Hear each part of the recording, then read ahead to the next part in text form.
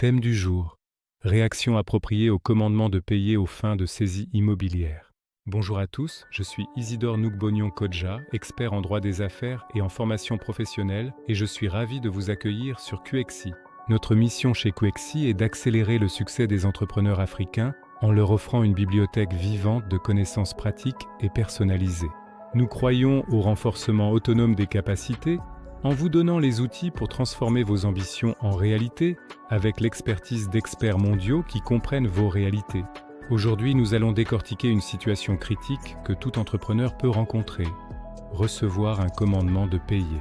Cet acte préalable à une saisie immobilière est un signal d'alarme majeur pour votre entreprise, mais il ne doit pas vous paralyser. Mon objectif est de vous donner une compréhension claire, pratique et immédiatement applicable des démarches à suivre pour protéger vos actifs.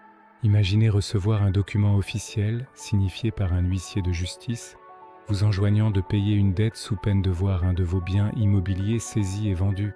C'est le commandement de payer.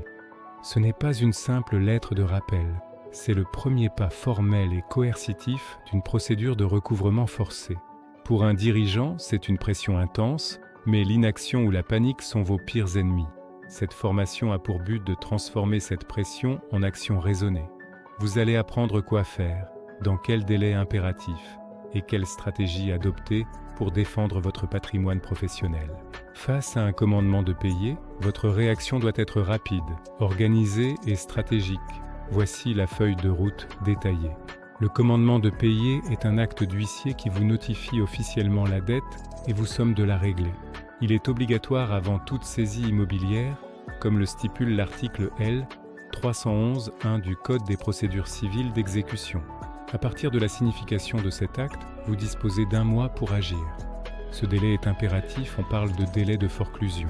Passé ce mois, si vous n'avez rien fait, le créancier peut demander au juge l'autorisation de procéder à la saisie immobilière proprement dite. Votre marge de manœuvre se réduit alors considérablement. Dès réception, notez la date de signification et calculez précisément la date limite à J+30. Vous avez principalement 2 leviers d'action à choisir en fonction de votre situation, l'opposition au commandement de payer ou la requête en validité. L'opposition vous permet de contester l'existence même de la dette, son montant ou si vous n'êtes pas le bon débiteur. Vous devez assigner le créancier devant le tribunal compétent avant l'expiration du délai d'1 mois. Cette opposition suspend la procédure. Un fournisseur réclame 50 000 € pour une livraison que vous estimez non conforme ou jamais reçue. L'opposition vous permet de soumettre ce litige au juge.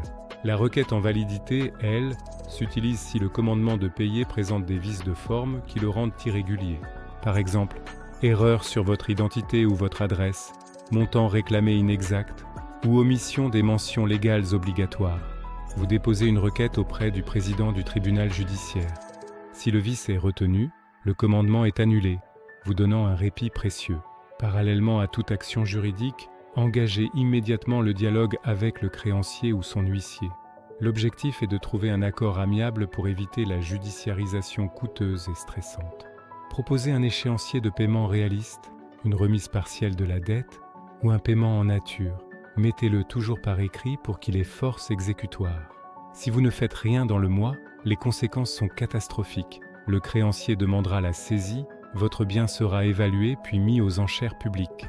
L'impact pour votre entreprise est catastrophique. Perte d'un actif stratégique, atteinte à votre crédit, difficulté à obtenir des financements et dommages réputationnels. En résumé, un commandement de payer est une alerte rouge, ne l'ignorez pas. Vous avez 30 jours pour réagir, c'est un délai impératif. 2 recours principaux existent, l'opposition pour contester la dette et la requête en validité pour contester la forme de l'acte. La négociation amiable est toujours une piste à explorer en parallèle, et l'inaction mène à la saisie et la vente forcée de votre bien immobilier. Dès aujourd'hui, si vous êtes confronté à cette situation, consultez sans tarder un avocat spécialisé en droit des procédures civiles d'exécution ou en droit des affaires. Son expertise vous coûtera toujours moins cher que la perte d'un immeuble. En amont, revoyez systématiquement vos contrats et mettez en place une gestion rigoureuse. La meilleure défense contre une saisie reste une entreprise saine et bien conseillée. Prenez soin de votre patrimoine. Il est le socle de votre aventure entrepreneuriale. Pour mieux comprendre et approfondir ces sujets, visitez qxi.ai. Vous y trouverez des ressources précieuses. Découvrez notre podcast, des fiches pratiques et des quiz pour tester vos connaissances. Ou rejoignez notre salle de chat pour échanger avec des experts. Vous pouvez même prendre rendez-vous directement avec un expert pour un accompagnement personnalisé. QXI est là pour vous soutenir à chaque étape.